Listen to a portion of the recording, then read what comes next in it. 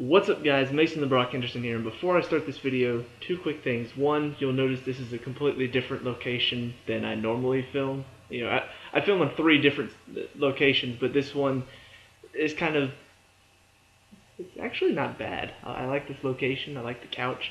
This is the living room of my mom's house, so I have the house to myself for the next couple days. So I'm filming here. Lighting's actually pretty good as well. Something to think about. Anyway, the other thing is you'll notice Star Wars. Technically that was yesterday, but that is when this episode aired.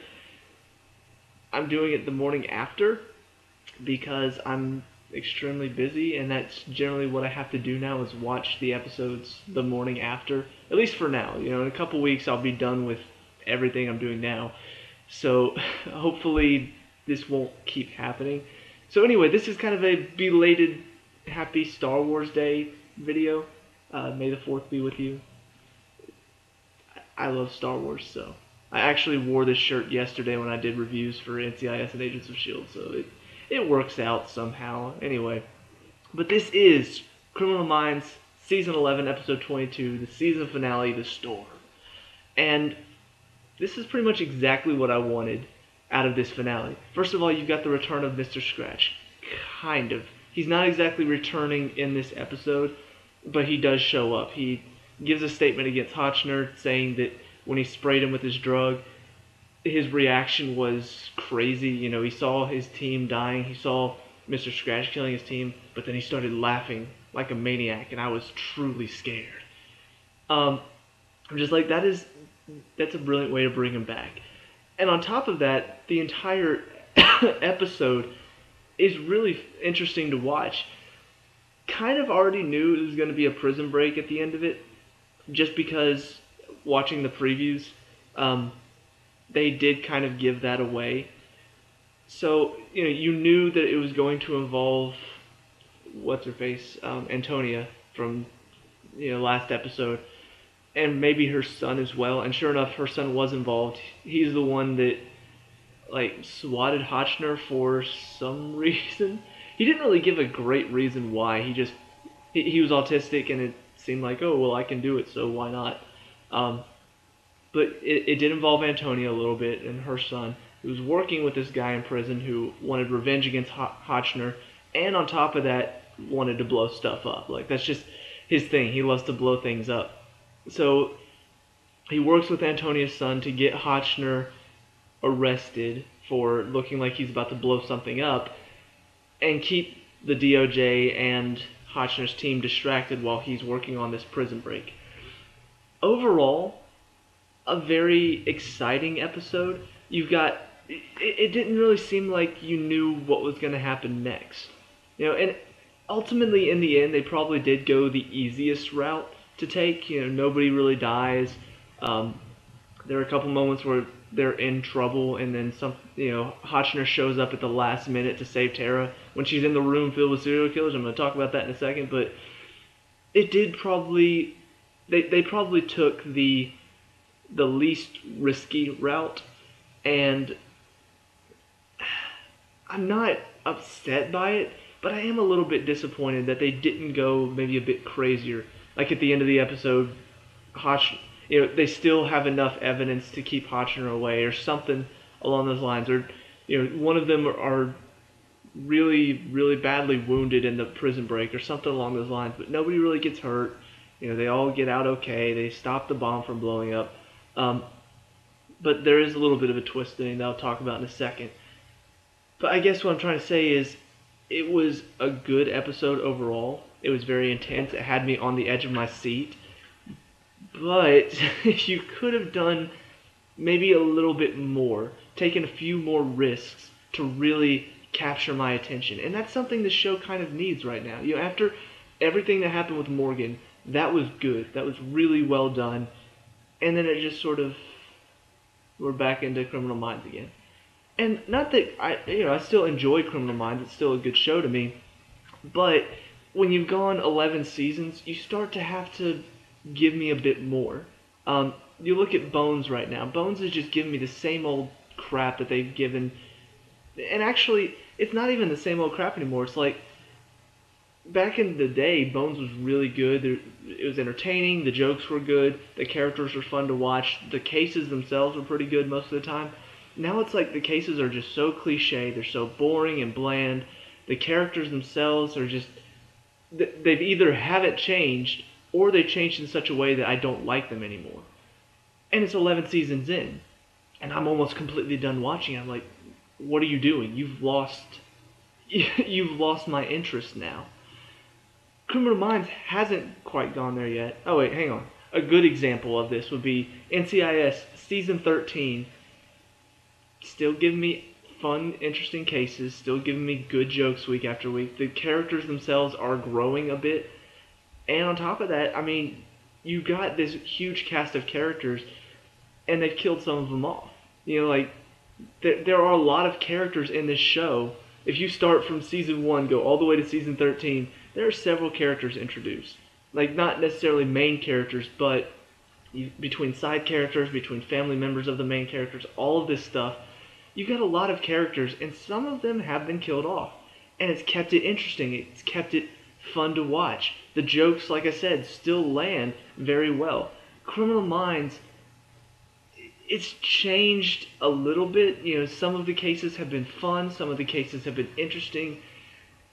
Some of the cases have had pretty good serial killers involved. Like very clever, very like, oh my gosh, I can't believe they actually do that. The characters themselves are still kind of growing, although some of them have sort of stagnated. I feel like this is the first time we've seen Jack in a very long time. Hotch's character felt sort of stagnant. And then now this whole Mr. Scratch thing could bring up something else. Derek obviously grew a lot this season. Spencer had that moment with the assassin lady, and he told her about the possibility of him getting Alzheimer's. You know, it's a good character growth. JJ really hasn't changed much. Garcia had to deal with assassins, but ultimately didn't change much overall. Rossi had a good storyline this season with his daughter, and then this woman that he had his daughter with. Now they're sort of getting back into each other's lives. So it's good, but it could still be better. You could still do more. You could still give me something new, season after season. You can introduce a bunch of side characters. You can, not a bunch, but some side characters that maybe are in danger at some point. The family of this teen could be in danger at some point. But they haven't done that. We had Hotch's wife killed off in season 5 or 6, something like that. I can't remember what season this was. Anyway, but that was good. That was probably the most... Just ignore the cat. I don't know why cats love to make noise at the worst times, but she does. But that was a very emotional and good episode, and that's when Criminal Minds was really at its peak, because you had George Foyet, you had all of that storyline going on, and then after that, still had some interesting storylines, still had some good stuff here and there, but it sort of dropped off after that. Season 10, as I said before, the worst season out of this whole show. This season, better than season 10, but still not as good as it used to be. There's still too many episodes where I'm sitting there just watching, not really paying attention, because it's just another serial killer. And sometimes the team stuff gets interesting, and that's why I watch, but overall, they needed to do something a bit more risky. In this episode, they didn't. They just played it safe. Everybody made it out okay. There were a couple moments where it seemed like, oh, maybe they won't, but then they do. And they need to change that. Not necessarily like kill off one of the team, but have them actually be mortal. Have them be able to be wounded. In this one, it doesn't feel like they are. It just feels like, oh, all these guards are dying, but the team's okay. No shots. Nothing happened. So, just a few scenes to talk about really fast. One was the one where Tara gets trapped in with the serial killers. Very intense scene. I love the fact that they brought back that one guy that she was interviewing earlier in the season because they didn't really have to show us that. If you didn't remember, they quickly told you, oh, this is the guy that Tara was interviewing earlier. And I love the fact that he got put there, and now it's sort of a revenge thing for him, and now they're all coming at her. Unfortunately, like I said, ended a bit Deus Ex Machina with Hotch coming out of nowhere, the SWAT team, and taking him out. Other scene is the one where Hotch comes back to the office, and then Jack's just like, hey, what are you drawing? Can I see it? No. Is it just me, or does that seem like a weird reaction? Like, if it were me, if I were that young, and my dad just got taken, he's crying, he's upset, his dad comes back and he's just like, oh, hi. Yeah, I just saw you get taken at gunpoint, but I'm not excited to see you anymore. Can't look at my picture. Like, on the one hand, maybe he's upset because of what happened, and maybe that's affecting him. But on the other hand, it's like, your dad's back. He's safe. Why are you not excited about that? I don't know, it's just really weird how they handled that. Another scene to talk about is, of course, the cliche Criminal Minds scene that we've already had, I think, twice in this season.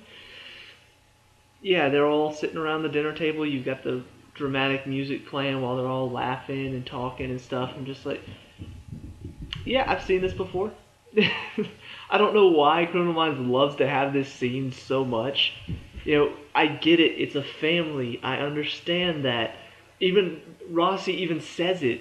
He's talking to Hayden, and he's just like, they are the only family I have. I want you to meet them. And then they have this scene to kind of reinforce this. Oh yeah, they're a family. See, they're laughing. And cat's on the computer. So I don't know. It was just weird to me that they decided, hey, let's show this family aspect again by having that shot we love to throw in. And then the final scene, which is my favorite part about this episode, to be honest. The episode overall was pretty good. Strong moments, weak moments, all that. That final scene, though, gets me so excited for season 12. They have to do season 12. Normally it gets renewed after the season finale happens. Like, I know season 11 didn't get renewed until after season 10 was already done. So hopefully now that season 11's done, we can get season 12 renewed and we can find out when it's going to come back on, because this is something that we haven't really done before. Not only is Mr. Scratch back, I figured he was involved somehow, and sure enough, he ends up escaping in one of these prison riots or prison escapes that were set up by this entire... I don't even know how they managed to do it over several prison systems, but somehow they managed to make it where all of these prison breaks were happening at about the same time. So not only is he back, but we've also got 12 other serial killers that escaped. That is fun. That is something I can't wait to see. And hopefully, they don't do it like the Assassins and have it where all the rest of the serial killers have been rounded up except for Mr. Scratch. I would love to have it next season where we revisit some old cases. Some of these serial killers that we've seen before, we've seen them put away, we now have to go track them down again. We have to find out, okay, have their MOs changed at all? Have they changed while in prison? What has happened to them now? I want to see that. I want to see it. They need to do it clever. I'm so worried that at the end of all of this, it's just going to be, oh, okay, so all of these serial killers escaped, but we've got this other serial killer. Let's go focus on this, and then focus on this, and then focus on this. Oh, look, here are all the serial killers. We've captured them all. We've been working together with some other people. We've captured them all. Now it's time to get Mr. Scratch. I would hate that. One of the things I wanted to see done with the Assassins is possibly have an episode thrown in somewhere in the middle. It's like, oh, we found one of the Assassins. We've captured him. Or, we're going after one of the Assassins. In the end, it just ended up being they captured the other, 3 Assassins, or they captured 2, They captured two, and then one killed himself, and then they were going after these last two, and they captured the two in one episode. It just seemed a bit anticlimactic. It felt like you could have drawn it out a bit more, made it more dramatic overall. I want to see them make it a bit dramatic with these serial killers escaping. All of them have escaped now, and we haven't ever done this before. George Foyet, he escaped, but it was one guy.